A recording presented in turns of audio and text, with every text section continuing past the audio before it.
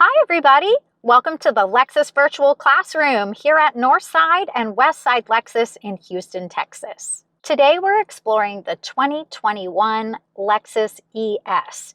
If you're familiar with our full tutorial deep dive series, then you'll know that we do have indexes below. You can either watch the full video or you can jump through to specific sections that you'd like to learn more about.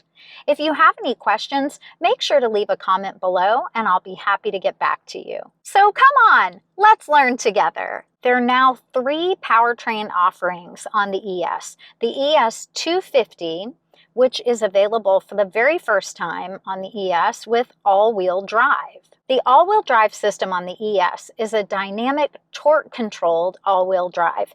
That means it can send power to all of the wheels when it needs additional grip. Otherwise, it can favor the front wheels since normally the ES is a front-wheel drive vehicle, and that helps with fuel economy. But don't worry, it's going to respond instantly with that all-wheel drive system if you need better traction. The ES 250 uses a 2.5-liter 4-cylinder engine. If you have the ES 350, you'll have a 3.5-liter 6-cylinder engine. If you've selected an ES hybrid, the change for 2021 is that the hybrid battery is now a lithium-ion battery rather than the previous version, which was a nickel metal hydride battery. The lithium-ion batteries are smaller, lighter, and more compact, all adding up to better fuel economy. You might notice small details like the new raised surface for the OK button and the cancel button on the steering wheel, making it even easier to intuitively locate them while you're driving. Power window switches have a new metallic detail. It's always a good idea to be aware of the location of the parking sensors. You'll see them on the front bumper and grille. Parking sensor location on the rear bumper. So those are going to beep at you when you get too close to something. Generally, they activate at about 3 feet away, and you'll have an indication on your dash as well as the beep. You want to make sure that you always have your smart access key with you. That is how you lock, unlock, and start the vehicle from inside. You can also open the trunk with just a push and hold, and you have a vehicle alert button or an alarm. If you're still using this panic button to locate your vehicle in a parking lot, go ahead and change over to the Lexus app. The Lexus app has had a lot of updates recently. In fact, the Lexus Inform remote feature is now inside of the Lexus app. The Lexus Inform App Suite 2.0 also now inside the Lexus app. So it's incredibly convenient to have all of your Lexus services right at your fingertips on your smartphone. If you are getting a new Lexus vehicle, you'll have a trial period for Lexus Inform Remote. And that comes with the ability to locate your vehicle in its last parking place. So let's go ahead and practice using smart access to lock and unlock your Lexus. Make sure that your key is in your pocket or your bag. Any door handle that has an indentation means it is equipped with smart access.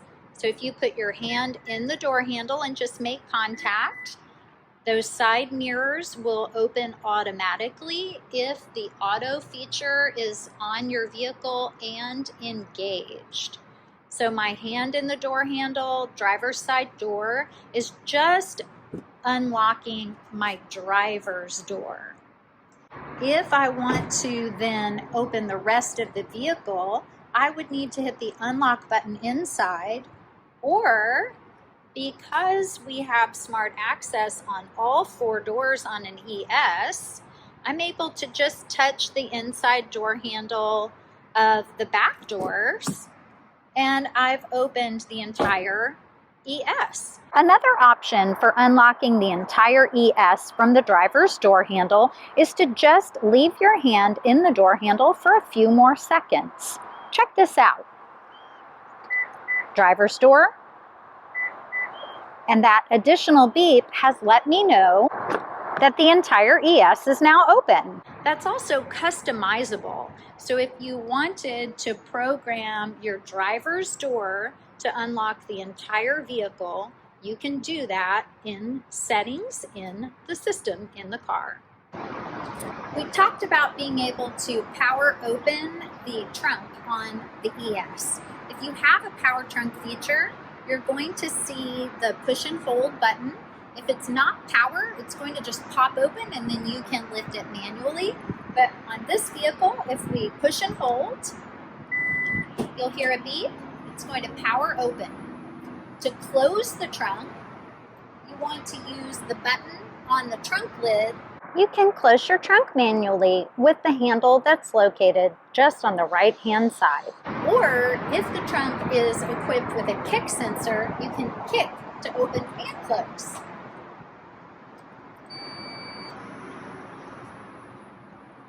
So the kick sensor is part of the smart access system. So you want to make sure that you have your smart key with you, and then you're going to just kick and retrieve your foot right at the center of the back bumper. Let's take a closer look at how that works. Make sure you have your smart access key with you.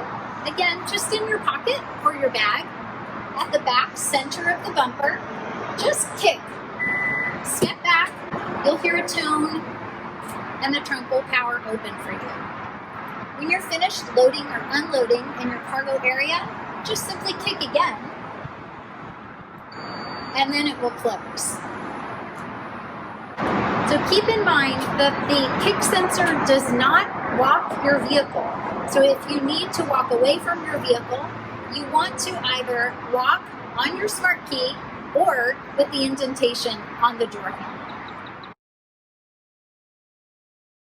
Taking a look inside the trunk, make sure that you are aware of your front mount for your license plate on the front of the vehicle. This is required in many states, so do not discard.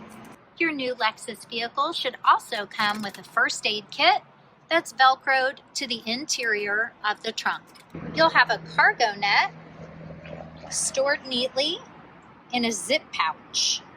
Let's take a look at how this zip pouch cargo net works. You just unzip to reveal the netting. You have hooks on either side of your trunk. Put those tabs in place, and you have a nice net with a solid base to keep everything neat and tidy. If you would like to connect the two center cords, this piece actually pops off and it has two connector points. You can simply hook that onto the back cord and then take the front cord and snap that into place. Now it will keep everything even better contained. If you need to access the tools or the spare tire area, you want to always put away your cargo net and completely store and remove the pouch.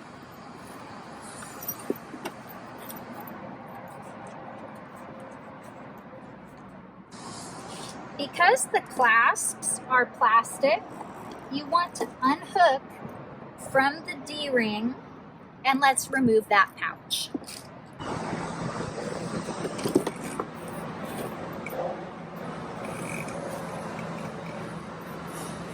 Now we have access to the cargo area. You're going to remove the carpet mat or simply fold it back.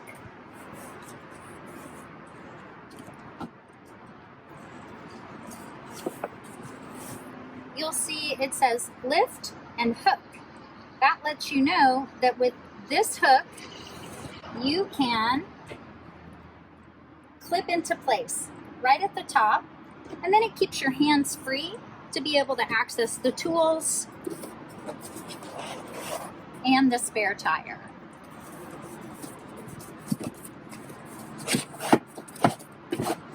When you're putting things back, make sure that you snap and snug right into place so everything stays quiet while you're on the road. So in this area, we have all of the tools for changing a tire, including a wheel lock key. So if your vehicle comes equipped with wheel locks, your wheel lock key will snap right into this storage spot. You want to make sure to hold on to that. To identify a wheel lock, look for the lug nut that has the wave pattern. That is your locking lug nut. Your wheel lock key matches to that lug nut. When you're finished, just lift up to release. Slide that back into its spot. Snap that clasp to close. And I like to always make sure that this felted panel is pushed neatly down into place. And then replace your cargo mat. And then you can replace your cargo net. When you're putting your cargo net back into place, make sure that the hook side is closest to the D-ring. And then you'll have better access to your netting. If you're opening your trunk with your smart access key, the button from the interior of the vehicle, or even the kick sensor, you always have the capability of closing a power trunk with the power trunk close button on the left-hand side of the trunk lid. Just push and release, and it will close for you. The ES and ES Hybrid use regular fuel. There is a button in the interior to open the fuel door. This is one of our vehicles that is not a push to release for the fuel door. So let's take a look at the buttons inside. Your fuel door release button and trunk release button are just inside the driver's door. Right below is the manual release for the hood. The first thing that every new vehicle owner should do is set a safe, comfortable position for their seat. The seat controls are on the side of the seat bottom cushion. You can move forward, back.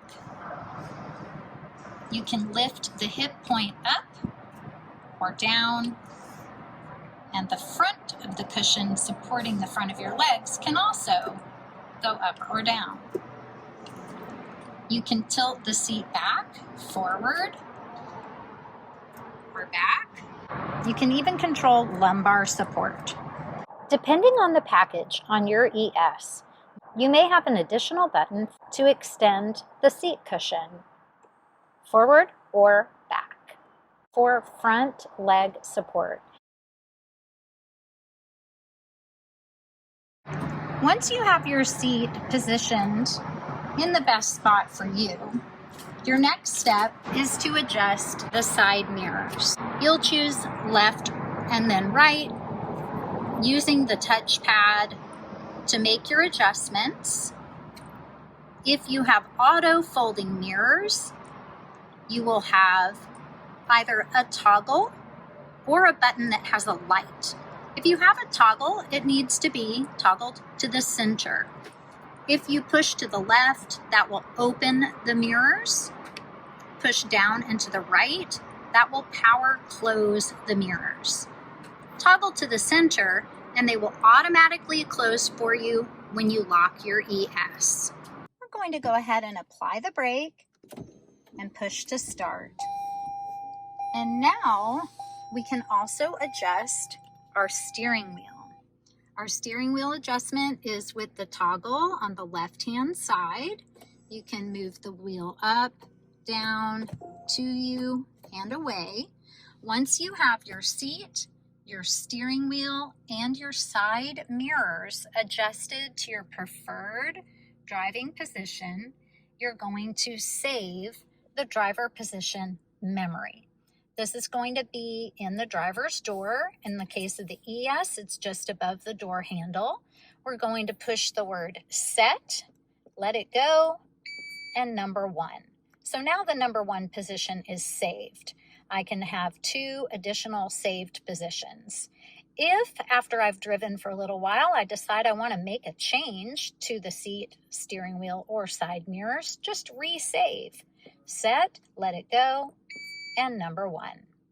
So if someone has driven your vehicle, like a valet or your spouse, and you need to just send the seat back to your spot, just push your number and all of the adjustments will be made that you saved previously.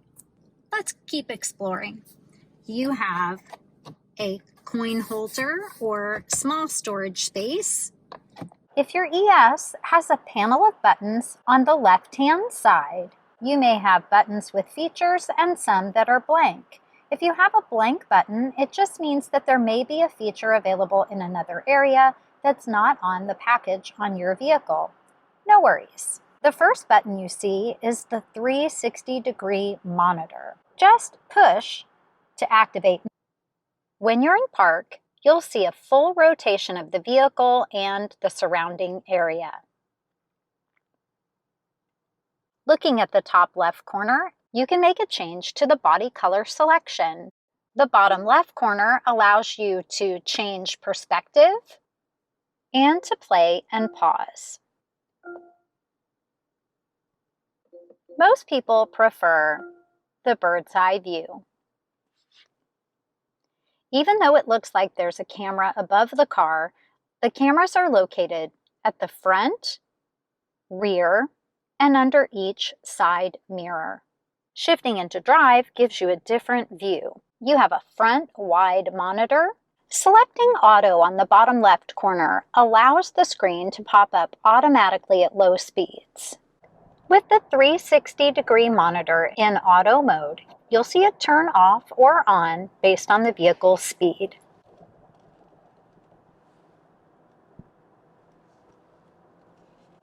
Very helpful in parking situations. Shifting into reverse, for the 360 monitor display, you'll see the yellow dynamic intended path lines, changing views from a wide-angle view to the view that shows what is more directly behind the vehicle. You can eliminate the dynamic lines if you prefer. You can even come down to just the single red bar. Most people do prefer the dynamic lines. Either way, you'll always see the bumper and even some of the license plate for reference. If you have a heads-up display, you'll see the button to turn it on and off here. It's going to be visible only to the driver. Tucked behind the headlamp stalk, we have the adjustment for the brightness of our instrument cluster. So the up arrow will increase the brightness, the down arrow will make it more dim. To the right, we have our odometer and trip meter button. So if you can take a look in this area, while I push the button, it will cycle us through trip A, trip B. When you see the wrench, that's letting you know how many miles before your next oil change. Keep in mind, you're going to service every 5,000 miles, but every 10,000 miles is when they typically do an oil change, unless the vehicle were to need it sooner. So if you don't reach 5,000 miles within 6 months, you still want to come in for service. So the rule now is every 5,000 miles or every 6 months, you should bring your vehicle into the Lexus dealership for service. Let's keep scrolling through that odometer trip meter button. Your next screen is blank. So if you ever get into your vehicle and you don't see your mileage, don't panic. It doesn't mean it's gone away. It just means it's been turned off, because that's an option. Push again and you'll be back on odometer, showing the overall miles for the vehicle. Trip A and Trip B can be cleared if you're tracking mileage for work, for example, or if you're tracking mileage on a trip. Just push and hold. It will zero out. You can only do that on Trip A and Trip B. Your headlamp stalk is located on the left-hand side of the steering wheel. On the end, you'll see a button to push for automatic high beams. A simple push of the button on the end of the stalk will turn on your automatic high beams. You no longer have to push the headlamp stalk forward. Just keep it in its neutral position. Notice now that if you push the headlamp stalk forward, you'll manually engage your high beams. For everything to remain in auto, make sure low beams are selected to auto and high beams are selected to auto, and then just keep the stalk in the neutral position. If you have a circumstance where you would like to turn all of your lights off, just turn the dial to the bottom where it says DRL off. That means daytime running lights off. If they're in auto, then your daytime running lights will be on until your low beam headlights or high beam headlights are required. We have a parking light or daytime running lights only, and then the manual control for your low beam headlights. This vehicle has a lane change indicator feature where if you just do a soft press, either down or up, you get a certain number of clicks or flashes of your indicator, and that can be customized. If you're turning, you want to click fully down or fully up, and then the stalk will release as you come through the turn. The windshield wiper stalk is on the right-hand side of the steering wheel. The first set of information lets you know what function you're in. If you push up, you're going to get one swipe for mist, and then it will automatically come down to the off position.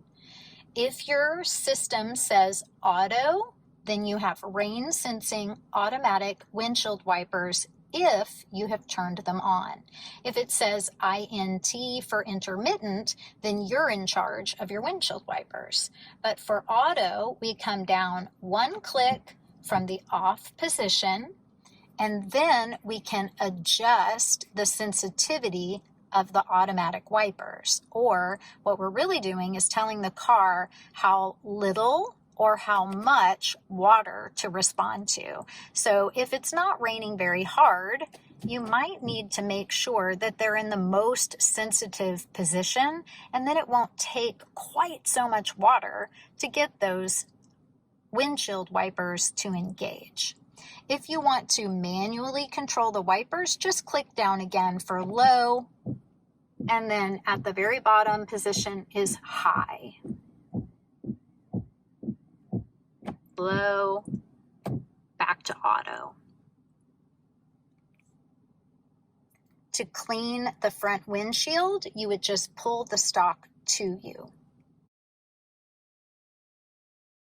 Let's go through the buttons on the steering wheel. Starting on the left-hand side, you're going to see up, down, left, and right arrows, and the ES has a button in the middle that says OK. Some vehicles just have a dot. They all function in the same way. This is a go back button because all of these buttons control your multi-information screen. So it's really an operation control system for the menu. Mission control, menu control, you get the idea. So when you use the arrows to control the multi-information display, you can move left or right, and in certain screens, you can move up or down. So now that you know that this is what I'm using to operate that screen, I'm going to zoom you into that screen and talk you through the features that are available. Anytime we need to select something, we're going to be pushing the OK button right in the middle. If we need to go back, we're going to use our Go Back button. Now let's take a look at that multi-information screen. You'll notice that right now we are in the information menu. You'll see the I at the very top left circled. If we arrow down, we have additional fuel economy information, an eco indicator. This lights up as you're driving, tire pressure monitor, and a blank screen if that's what you prefer. Cycling back, because again, this is just a big loop. If I keep clicking down enough, I'll end up back where I started.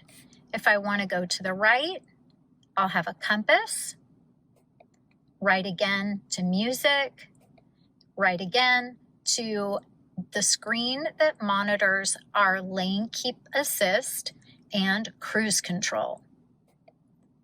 Right again, messages about service, right again, and into settings. Let's go through the settings on the vehicle so that you know that you have all of the safety equipment turned on for your Lexus ES. Lane centering is part of that lane trace assist feature. If you are using dynamic radar cruise control and you have lane centering turned on, the vehicle's going to work a little bit harder to keep you centered in the lane.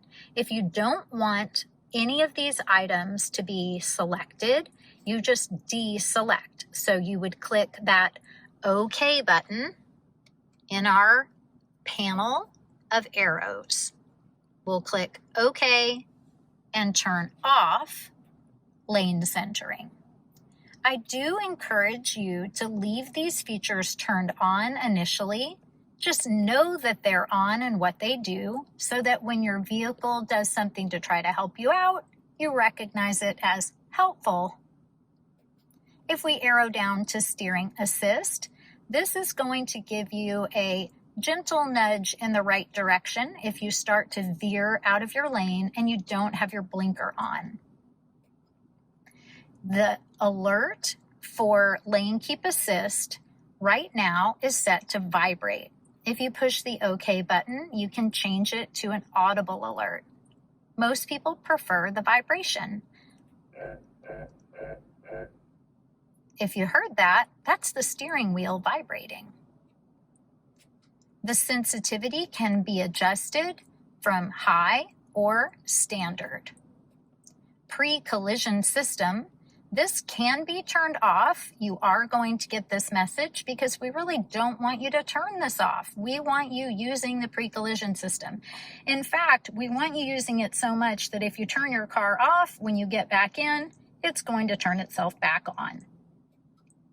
Arrowing down, you can adjust the sensitivity for pre-collision. This is what's recommended if you find that you're getting warnings from the pre-collision system that you feel like are too aggressive. Just cycle through. You have a long-range warning, a mid-range warning, and a close-range warning. Most people prefer the midpoint. Coming down to BSM, that's our blind spot monitor. The blind spot monitor lights up in your side mirror. If there's a vehicle in your blind spot on either side, both mirrors will light. Keep in mind that it does have to be turned on, and the vehicle will need to be in your blind spot, so not right beside you where you could just turn your head to see it. So we want to make sure that you're still using your mirrors and not just relying on all the technology that is there to supplement your mirrors. Like many other features on the vehicle, blind spot monitor is speed sensitive. So if you're driving slowly through a parking lot or in traffic, it's not going to be constantly blinking at you. PKSA, Parking Support Alert. Boy, say that 10 times fast. Okay, I won't do that, I promise. Parking Support Alert is about things that beep at you. So it is supporting you with an alert while you're parking. Parking sensors, those are the items that we looked at, those sonar sensors that are on your front and back bumper. Rear cross traffic alert. If you're backing up and someone is crossing behind your vehicle, you're going to get beeps and an alert. And this is where you can adjust how loud or soft that alert may be. Now, we clicked into the PKSA menu, the Parking Support Alert menu. Now we need to get out of it because these are our only items that we can see. Here's where that go back button happens. We're going to push go back, and now we're back to our settings screen. Let's come down to a symbol, and if you're wondering what in the world does that symbol mean, it represents auto braking. So your parking system, the parking sensors, the rear cross traffic alert, they are linked to auto braking. So we want to have that turned on, because if you are getting an alert, if someone is crossing behind you and you're continuing to reverse and the vehicle is beeping and telling you, please stop, we want it to be able to help you out and apply that brake. You have the capability of adjusting from miles to kilometers, depending on where you live. If your ES is equipped with a heads-up display, scroll down to select HUD brightness and position. Push the OK button, and you can use the right arrow or left arrow to increase or decrease the brightness of the heads-up display, and arrow down or up to raise or lower the display. When you're raising or lowering the heads-up display, you'll see a bracket around the entire display for a better reference point. Pushing go back, arrowing down to vehicle settings, push to open, you can adjust whether or not your sway warning is on or off, and if it is on, you can change the sensitivity. Sway warning means that your lane keeping feature has given you multiple indications in a row where it thinks that you are perhaps a fatigued driver, and it is going to pop up a picture of a coffee cup. It does not mean that Starbucks is close by. It means that it is concerned that you are either not using your blinker or are perhaps too tired to be driving. So it wants you to take a rest. Even though we were able to turn on and off our blind spot monitor earlier, inside vehicle settings, if you push OK, you can adjust the brightness of that indicator in your mirrors. You can also adjust the sensitivity. So how far out is that system looking for a car in your blind spot? Let's push our go back button again. And here we have another symbol. What the heck does that mean? This is for road sign assist. If we open it up, it lets us know road sign assist, RSA, is turned on. We could turn it off, but it's pretty cool if you have it on. Come down to excess speed.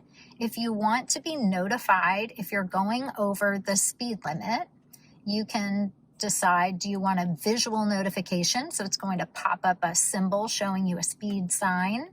If you want visual and audible, it's going to pop up the symbol, the speed limit sign, as well as beep at you. Most people prefer only visual or no notification at all, and it depends on whether or not your speed limit signs are in the right height for the camera that's mounted at the front of the vehicle to see them. So your camera is mounted just behind your rear view mirror, and it looks forward. That camera is used for your lane keep assist, your pre-collision system. Now, the pre-collision and the radar cruise control are not only using the camera, but they're using that millimeter wave radar that's mounted at the front of the vehicle, located just behind the Lexus logo. If we come back, you can change your notification level. Do you want to be notified when you're 1 mile, 3 miles, or 5 miles over the speed limit? Completely up to you. Other signs are going to be things like stop signs, yield signs, right-of-way signs. Going back, open HUD for additional heads-up display customization. You can choose to have the tachometer section either blank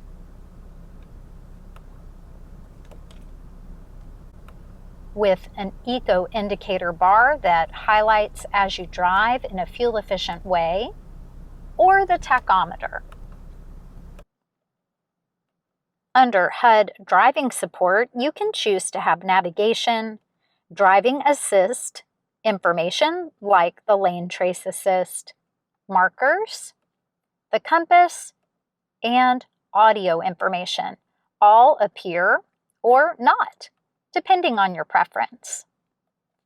Pressing go back, you can also adjust the rotation of the heads-up display. Push OK to select, and then use the right or left-facing arrows to tilt the heads-up display clockwise or counterclockwise. Just adjust it until you have it where you like it. Just push go back to clear, and then come down to kick sensor.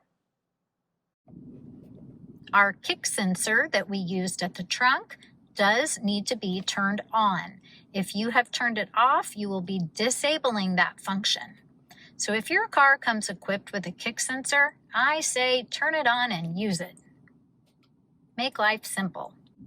Tire pressure warning system. This is where your technician would come in, set your pressure, and if you've had a wheel change or your tires have been balanced or rotated recently, this is where they will come in and they will make changes. So you don't really have to worry about that one, but it's nice to know that you have it. Scheduled maintenance and oil change maintenance, those are also going to be updated when you come in for service. The last item in our settings screen is meter settings. If you want to customize, select OK for Drive Info 1. Select the item that you would like to change. So let's say, for example, average fuel economy after reset. Let's say we wanted to actually show our cruising range. So we wanted to know about how many miles do we have left on our tank of gas. Select range, push OK, push that go back button, and then we can go to the right to shortcut after we get out of our menu, get back to our information screen, and you'll see we've changed it to range right below current fuel economy. So you could do the same thing with Drive Info 2. Range is typically put on the second screen. I never know why, so I always like to customize that on my car. When you're looking at your dashboard and you're seeing all those lights, it's good to know that green is good. Green means that certain things are turned on. Going from left to right, we see that the headlamps are on, automatic high beams are turned on. Moving on the right-hand side, BSM, our blind spot monitor, is turned on. We've got park in large bold red letters because we are in park. And I currently am not driving, so I do not have my seatbelt on. So it's telling me, put my seatbelt on. So the red indicators are safety and parking position related. Our emergency parking brake is engaged. Green is a safety feature or a convenience feature is turned on. Let's go back to our steering wheel buttons. We've taken care of all of our multi-information display buttons. This is our telephone button. The ES has one button to answer, hang up, or ignore. Just push. You can adjust your volume for phone and radio, minus for less, plus for more. Your voice command or talk button is for the onboard voice command system. You can give commands for the radio, navigation, Bluetooth telephone, all right with a touch of your button. The first time you push the button, it will give you an opportunity to do a voice training.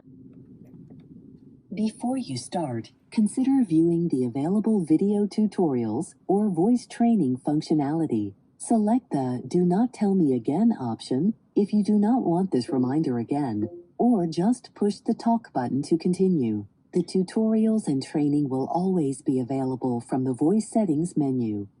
We'll explore voice commands more in just a moment. For a deeper dive into voice commands with your Lexus, make sure to check out this video. On the right-hand side of the steering wheel, you have radar cruise control.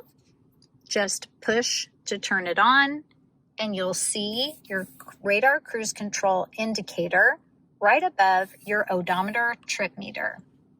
I'm going to turn it back off, just a push, and I want you to see that if you push and hold that button, your setting will change from radar cruise to standard cruise, where you're just selecting your speed.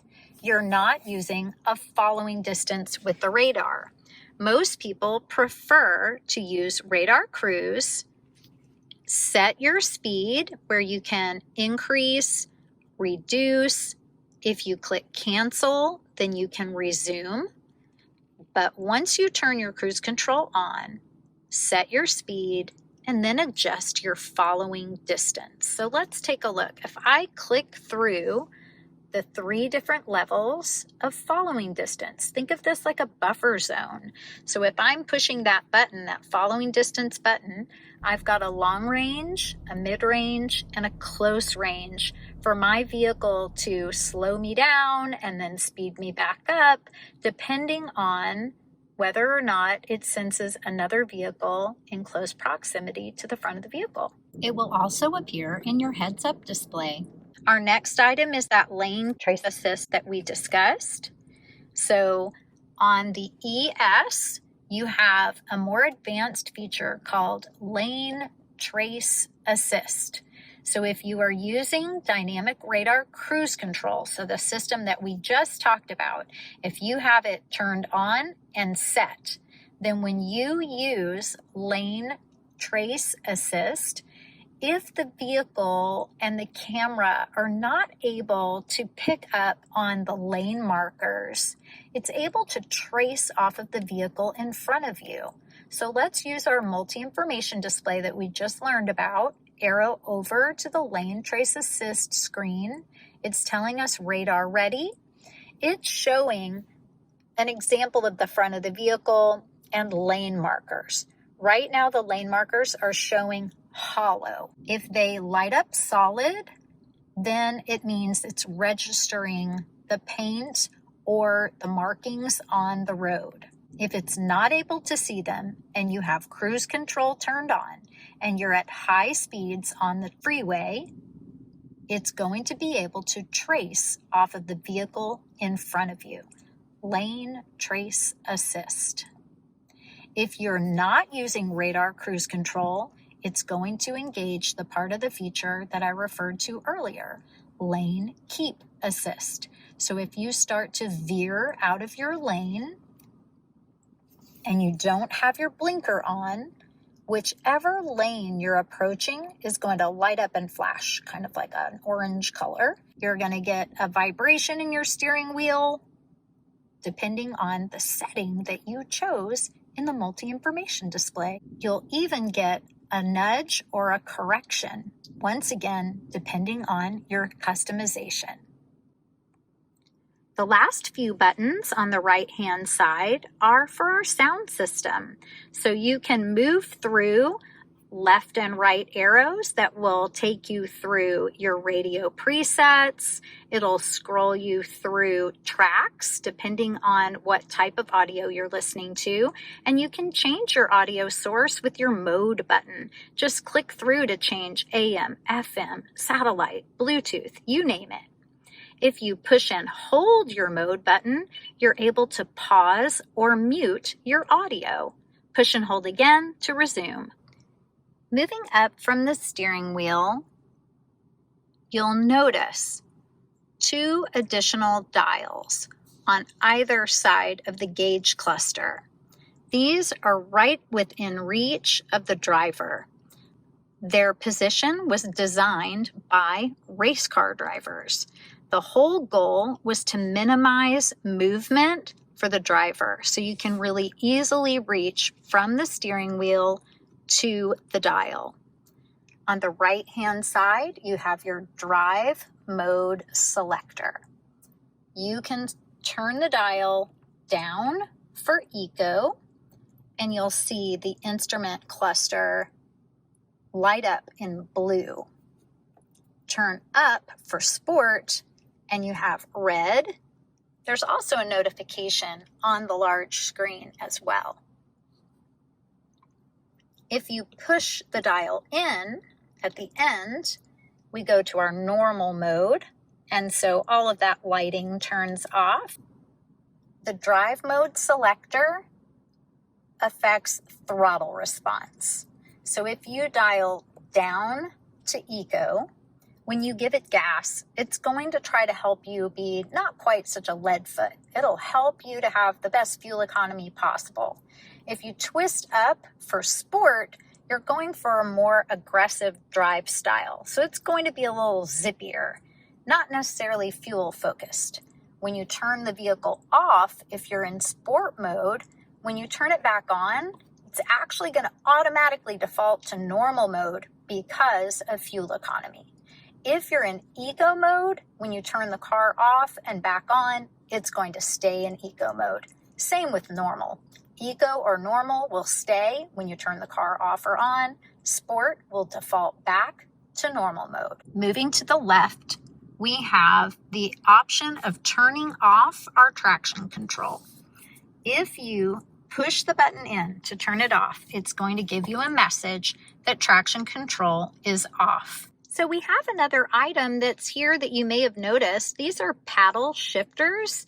You'll see a plus and a minus. So if you want to use the sequential shifter, which is a clutchless manual mode, you would shift up or down by clicking on the paddle shifters. So a right click is up and then a left is down. Sequential mode is accessed by applying the brake, squeeze the release on the gear shift, shift down to drive, which is automatic, and then just shift over to the left and you'll see the S for sequential mode or sport mode light up.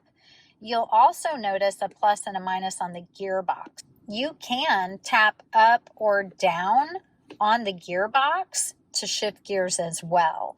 To move out of sequential mode, just slide it to the right and go back to drive.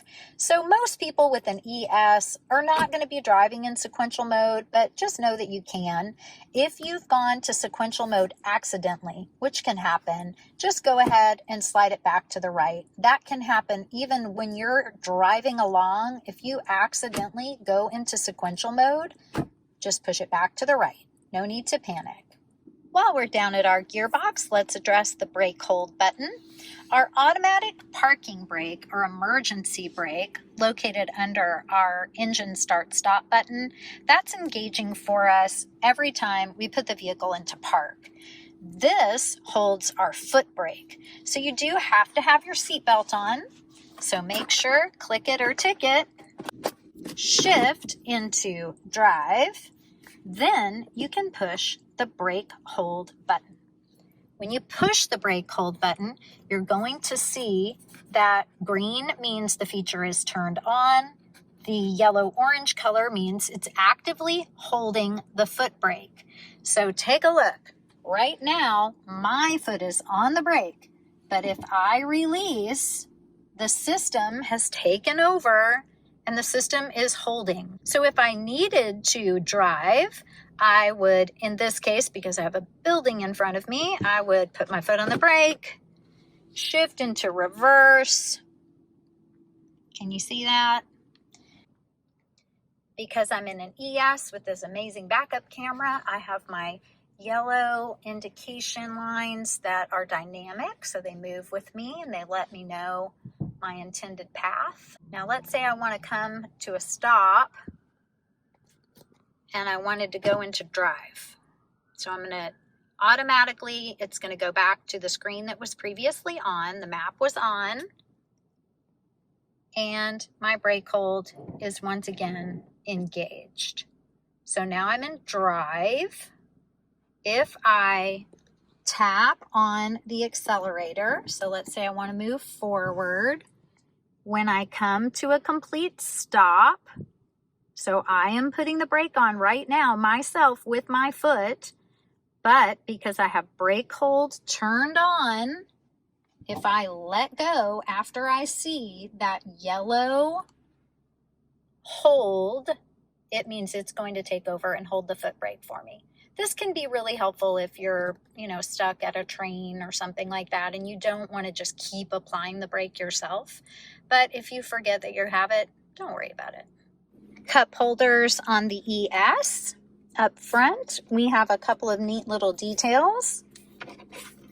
You can fold up to reveal a deeper space. If you push, then the little shelf comes down to make it more shallow for smaller cups. You have a cup holder up front, a smartphone holder here. This isn't a charger or anything, but you can just slip the smartphone in. The cover for the auxiliary and USB ports now opens up. You have two USB ports right here, and these USB ports are how you power Apple CarPlay. You do want to be plugged in with an actual authentic data certified cord, so it's always a good idea to go with a genuine Apple cord. Same thing for Android Auto. You can put your phone here and make sure to connect with a data certified cord. Plug into the USB ports right here in the center console. If you want to close things up, just gently push. CD player, single CD, eject, pause and play are going to be on the screen. We've got the buttons to control the heating and ventilated seats. The first push is going to go to automatic. That means it's going to choose what needs to be turned on based on the temperature inside the cabin as well as the temperature outside.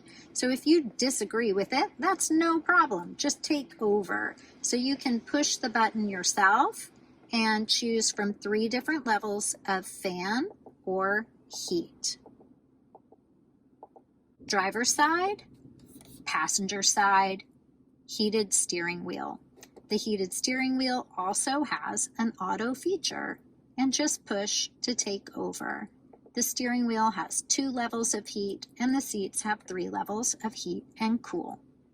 If your ES is equipped with a rear power sunshade, the button will be located by your seat and steering wheel climate buttons. Just push to raise or lower the sunshade.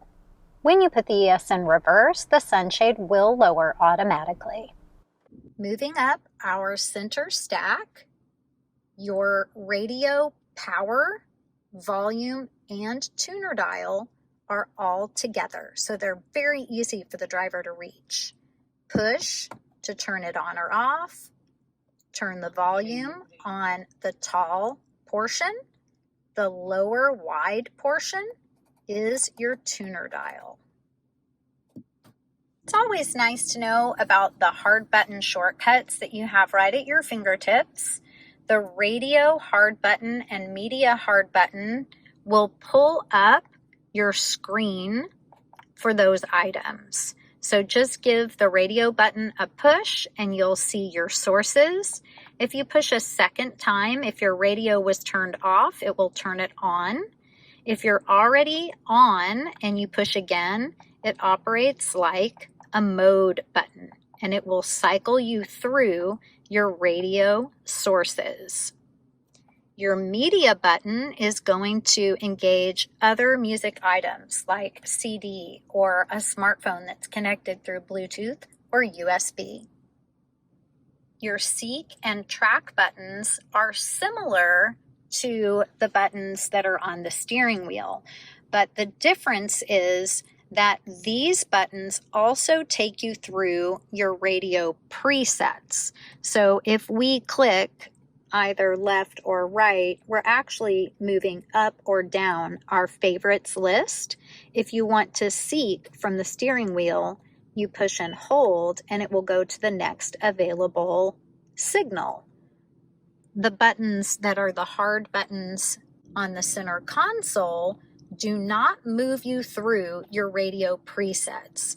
They will allow you to seek just with a click up or down, or they will move you through tracks on a CD or an iPod or a smartphone connected through Bluetooth or USB. Our next buttons moving up are all for climate control. Automatic fan. When you turn that on, the vehicle decides what fan speed you need for the temperature that you've selected, as well as the temperature outside. If you increase, you can really hear it blasting us off. If you increase your temperature, you'll notice that fan speed will decrease. If you lower your temperature, that fan speed will increase again. If you want to take over the fan, you can either turn it off or manually adjust. Less fan, more fan, everything off. The position of the airflow is also important. So you can have face and feet, just feet, feet and defrost, face only. So we're cycling through those options in a drop-down menu unless you want to see them full screen. And if you want to see them full screen, you need to go to climate control. So we're going to push our menu button right down by the touchpad. Come over to climate, and then you have some additional menu items available, or click climate to open up the entire climate control screen. So as we cycle through, you can see where the air is flowing so that you're comfortable. Front defrost, rear window and side mirror defrost. Where's your air coming from? Recirculating air, outside air, or we have the option of auto. Now you'll notice right now it's not turning on, and that's because I don't have the fan engaged. Once I've engaged the fan, then it will let me select auto. That means the vehicle's going to use the smog sensor on board, the temperature I've selected, the outside temperature, and then it's going to decide, should I be using recirculating air or fresh outside air? We reviewed the hard buttons for seating and steering temperature adjustment. You can also take care of it right on the screen. Just use your touchpad to select. Highlight the area you want to adjust, click down, and then flick your finger up or down. Click again when you've selected.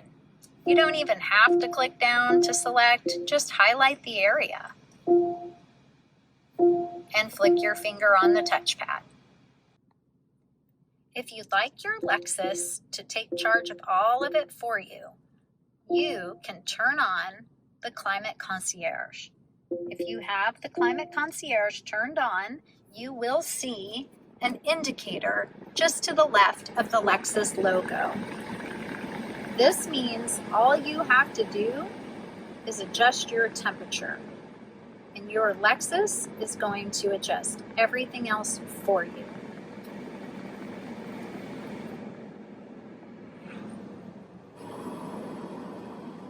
All I'm doing is adjusting that temperature up, down, and you're seeing the fan engage, the heat engage, the heated seats, heated steering wheel,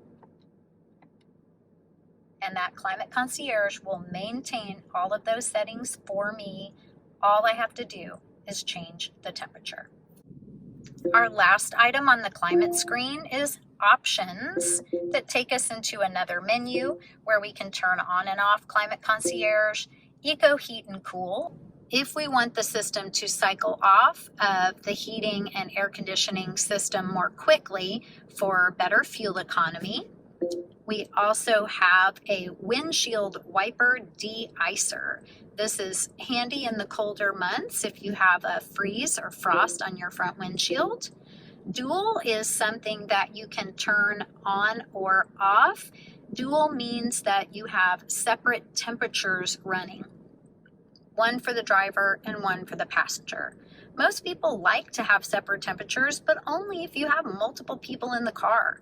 So if you're going to be in the car by yourself and you want the temperatures to sync, so right now we have 71 for the driver, 80 for the passenger, we can turn off dual and then they will sync and match the driver's position. So now we have a single temperature. If the passenger makes an adjustment, dual turns on automatically. It's not going to interfere with the driver's temperature. The last item is the ability to turn on or off the AC compressor. Depending on where you live, you're going to want to leave it on and let it condition the air and pull moisture out of the air. Definitely in Texas, we need it on. To clear out of options, you can push front. You'll notice that there's an additional menu item right at the bottom. There's a little double chevron symbol and it says setting. That is controlled with this button, the double chevron additional menu item button. Give it a push and you'll see those controls that you saw in the options menu. So it's just another way to get there. Climate Concierge, auto for the fan, off for the fan, and when we have things turned on, you'll have your AC compressor, dual, and again, Eco Heat and Cool. Now, the easiest way to turn dual off is actually with this side menu.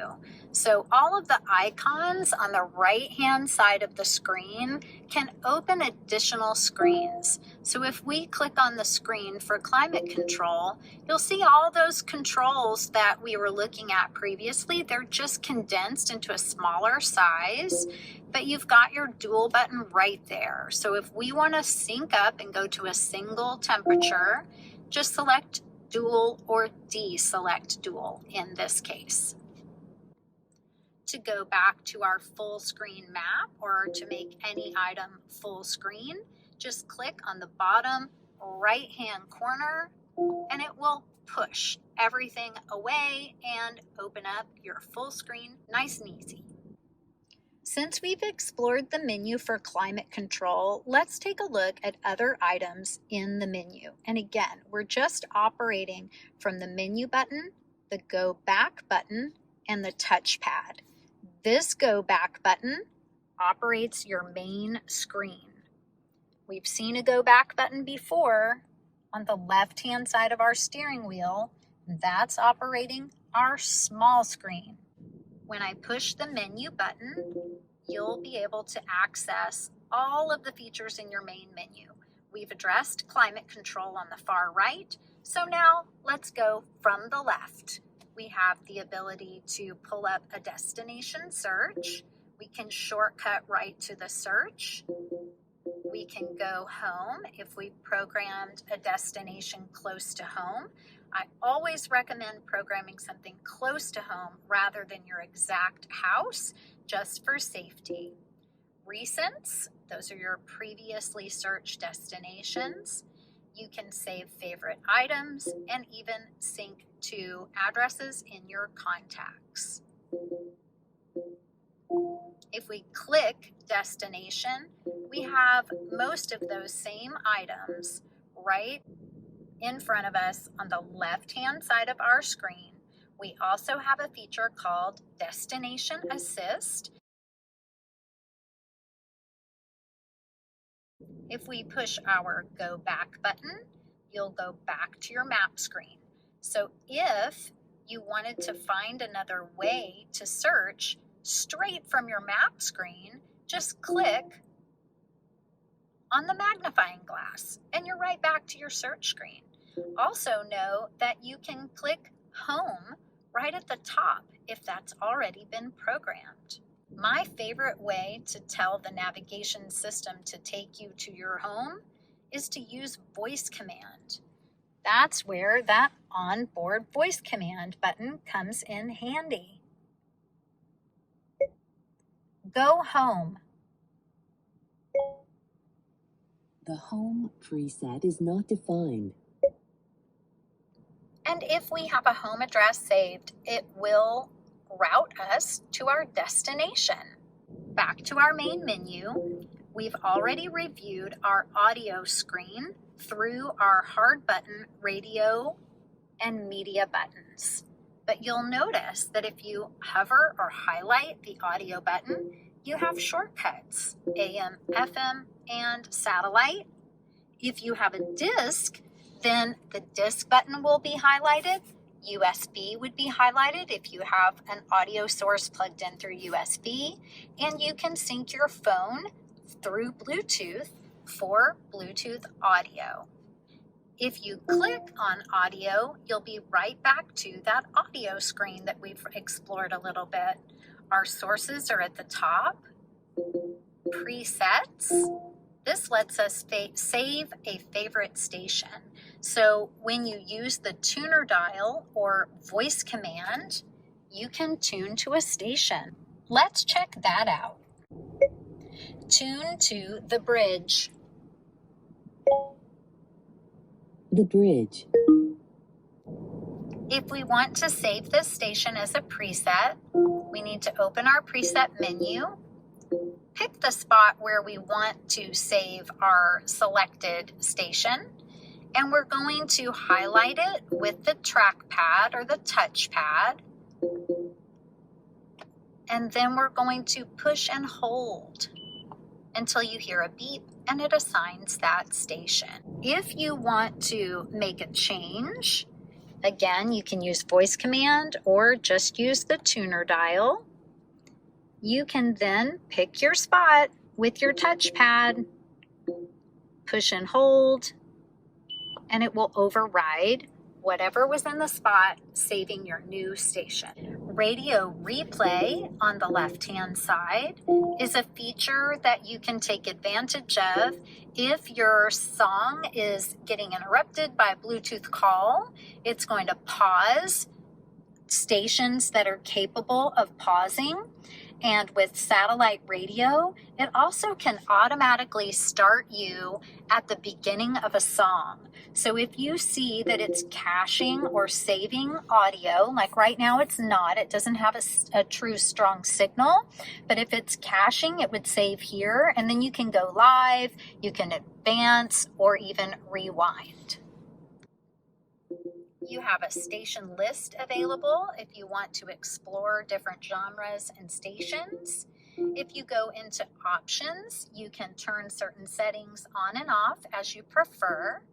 And then sound settings allow you to customize your treble, mid-range, and bass, your fader balance, and then you can have the sound system set however you like it, depending on what you're listening to.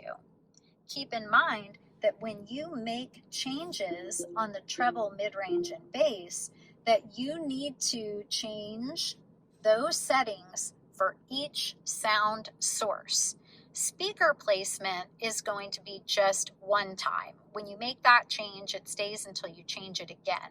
But treble, mid-range, and bass can be customized for AM, FM, satellite, Bluetooth, you name it. Back to our main menu, we have a video about pairing your Bluetooth phone.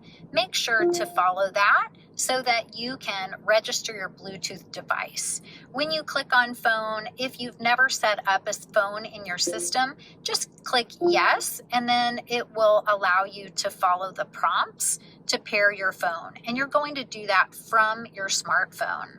If you've never paired a phone, push menu, go to setup, and then come to Bluetooth. And then you'll follow the prompts to pair a phone. Coming back to our main menu, the Lexus ES is compatible with Inform. If you have an update available, it will prompt you to do an update. Just click to follow the steps.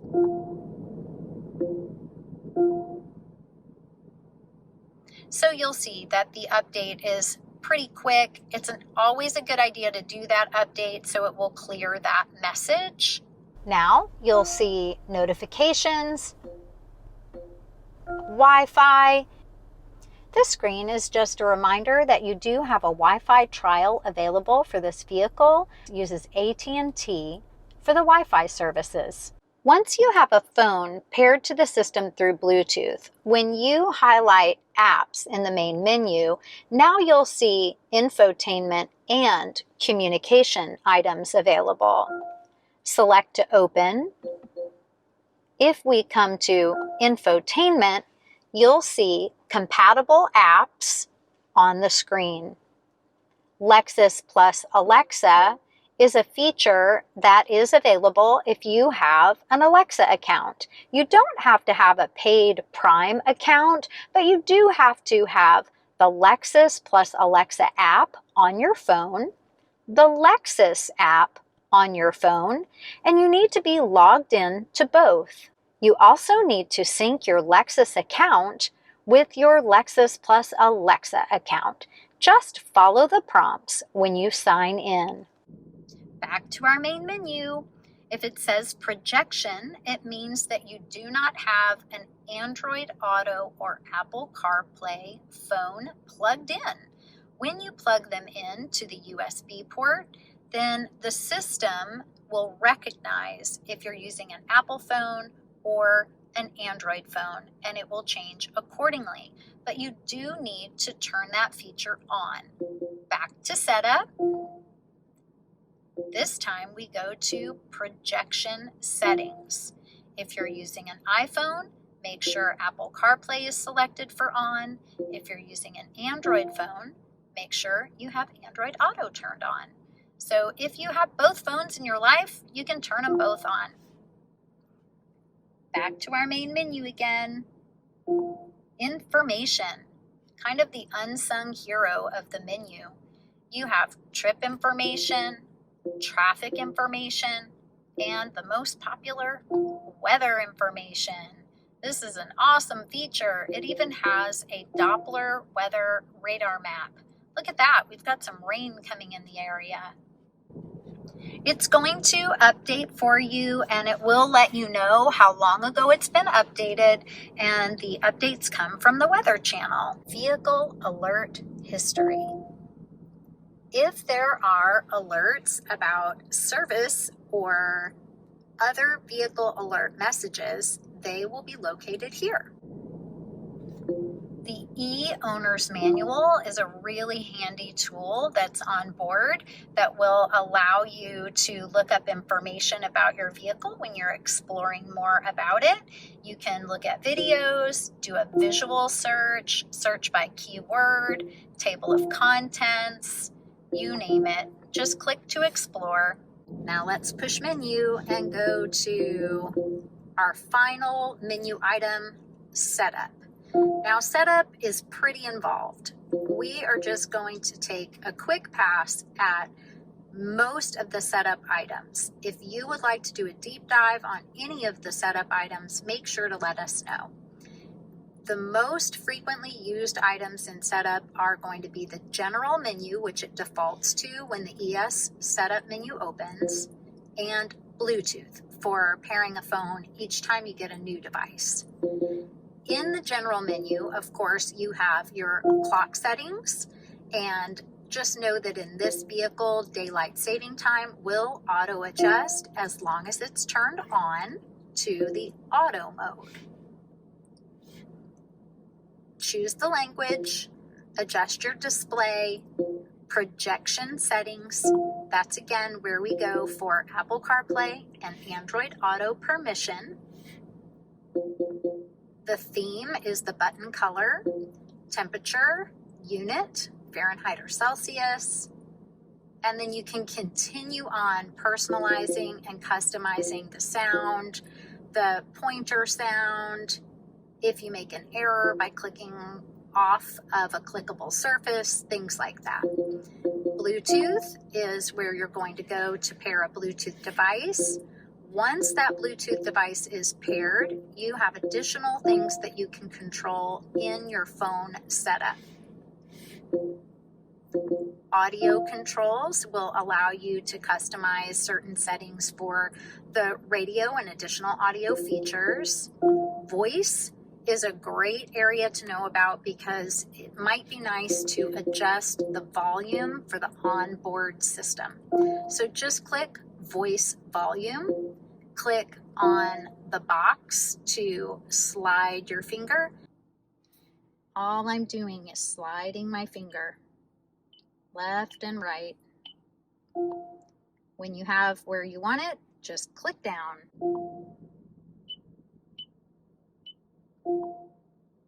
You can also click on the minus or the plus, but as you've seen, sometimes they can be tricky to land on. Vehicle customization is where we discussed how to customize which door in door lock settings is going to open when you touch the driver's door handle. It will, by default, unlock the driver's door only. If you would like it to unlock all doors, then you would just select all doors, and then it will save automatically. I always recommend that you choose the driver's door if you drive by yourself frequently, just for safety reasons. I'm just pushing the go back button, and then we can continue to scroll down. You have navigation settings. A great one to know about here is that you can customize that go home feature that we talked about. You can also come to detailed Navi settings. A lot of people choose to turn off the automatic freeway exit list. This is the list that pops up on the right-hand side, giving you information that is available for that particular exit. Sometimes people feel like that's a very helpful feature when they're traveling, but they don't usually like to use it when they are in their local area, but it's completely up to you. If it's not bothering you, know that it comes on automatically, but if it is bothering you, know that you can turn it off. Wi-Fi is available for 4 gigs or 3 months through AT&T.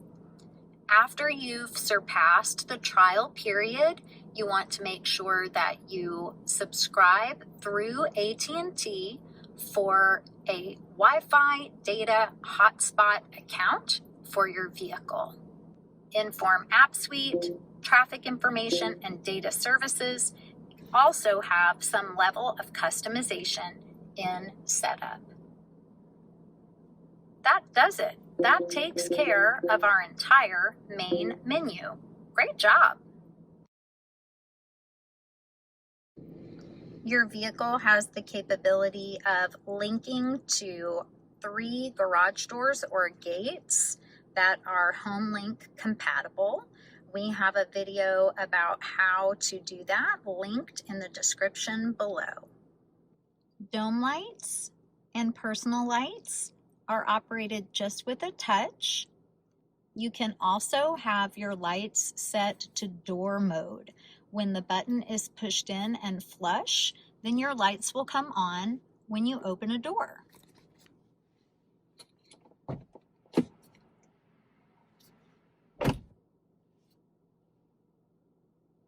If the button is sticking out, then that means you've canceled that feature.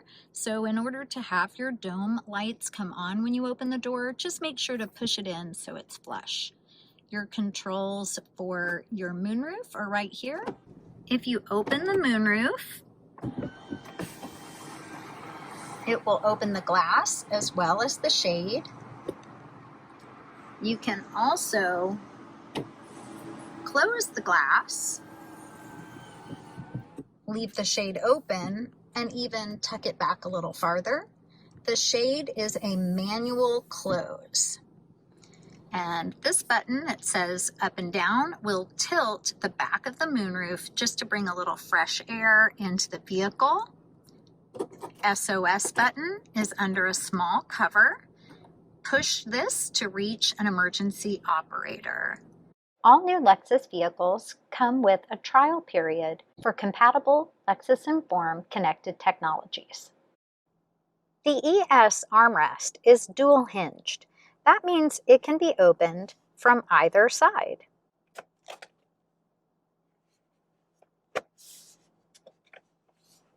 Makes it very convenient for the driver and the passenger. It tilts up rather than back. So if it's closed and you're pushing here to try to slide or open, it's not going to do that. Just press to release and it'll pop open for you. Now, the model that I'm in has an optional Qi charger. This is a wireless charger. It does kind of like a trickle charge, so it's one of the slower ways to charge, but it does a nice job maintaining the charge on your compatible phone. So if your phone does not come with wireless charging capabilities built right in, you might have to look into getting a case for your phone that is wireless charging compatible. It does have to make contact with the pad in order to be able to charge. You can turn that feature off and on with the power button. Once you place your device on it, if it's not fully charged, it's going to turn kind of a yellowish orange color. We've got plenty of space to store other items right in your center console. It's a little hard to see, but inside your center console, underneath your armrest, you also have a 12-volt charger. So your 12-volt charger, your optional Qi charger, and then your USB ports that are for Apple CarPlay, Android Auto, and charging are going to be up at the front. You have two more USB ports at the back, accessible to rear cabin passengers. These are not for Apple CarPlay or Android Auto. They are for charging. There's another 12-volt charger right beside them. Now, this is a great thing to know about. Anytime you see a vent, you want to make sure that you know how to dial to open or close that vent. So if you have rear cabin passengers and their vent is closed, they're not going to be as comfortable. So we want to make sure that we have those vents open. The ES is equipped with that latch safety system for car seats. You just pop off the cover and then you have access to the mount. Your car seat instructions need to be followed based on the car seat manufacturer.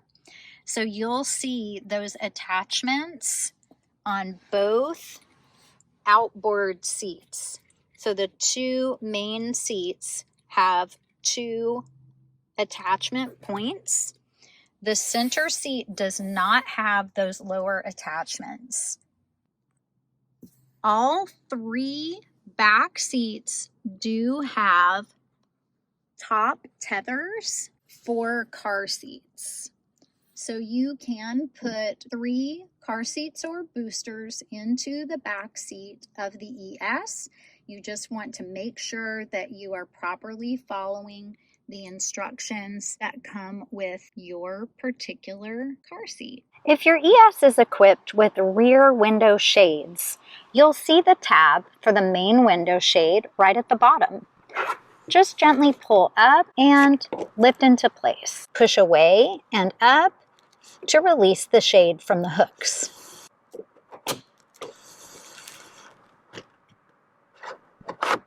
The small section has its own shade. Just pull out and hook into place at the back. When you want to retract the small shade section, just pull away gently from the hook and then slowly let it retract back into its storage spot.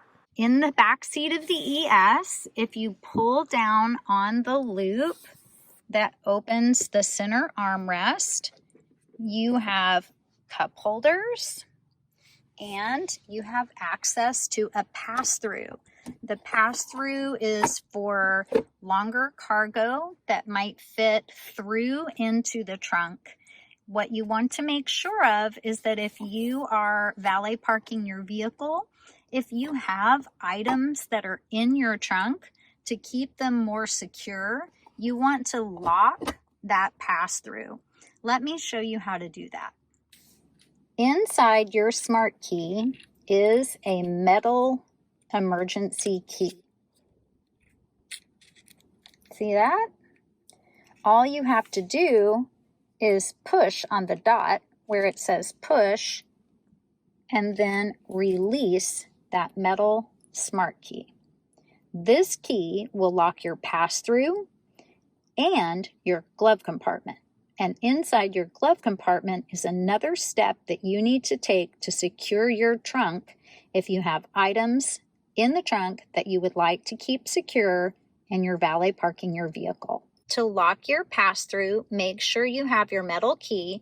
You're going to really want to hold on to it. You don't want it to fall and get lost in the seating. So hang on to it. It's going to go in like this. So you'll slide that in. You may have to fiddle with it a little bit. It's a little hard to see because it's dark in this area. Then just twist to the right, remove the key, and now your pass-through is locked. Just do the opposite to unlock. Key goes in, twist to the left, remove the key, and now we're open again. So once you lock your pass-through, let me show you the step you need to take in your glove compartment. Looking at our glove compartment, we have the button to release. So right now it's open. Then take a look inside. You have a trunk cancel button. This cancels the functionality of the power trunk.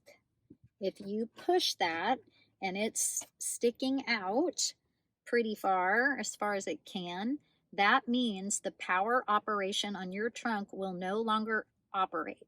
Whether you have pushed the button inside the vehicle, at the back of the trunk, on the key fob, kick sensor, you name it. If it's power operating, it's not going to function. So if you want to restore the functionality, push that button in. So it should be pretty close to flush. Then your power trunk's going to work again. But if you want to do a valet lockout, you can cancel your trunk mode, your power trunk mode, close your glove compartment, use your metal key.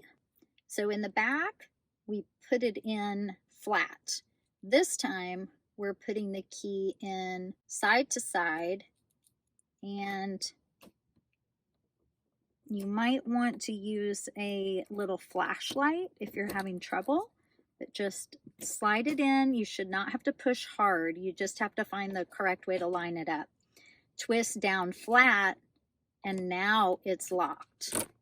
Slide that key out. This is locked. And if you have now locked your glove box and your pass-through, you take this with you when you valet park your car and give them the key fob without the metal key. So they can lock the car, unlock the car, and start the car, but they can no longer power open that trunk. Well, thank you so much for dropping by the Lexus Virtual Classroom here at Westside and Northside Lexus in Houston, Texas. I hope you learned a lot about your new Lexus ES for 2021. If you do still have questions, please don't hesitate to ask. Just leave a comment below. Make sure to subscribe and then click the bell so that you can be notified the next time we release a tech tip video. Thanks again for tuning in, and we'll see you next time.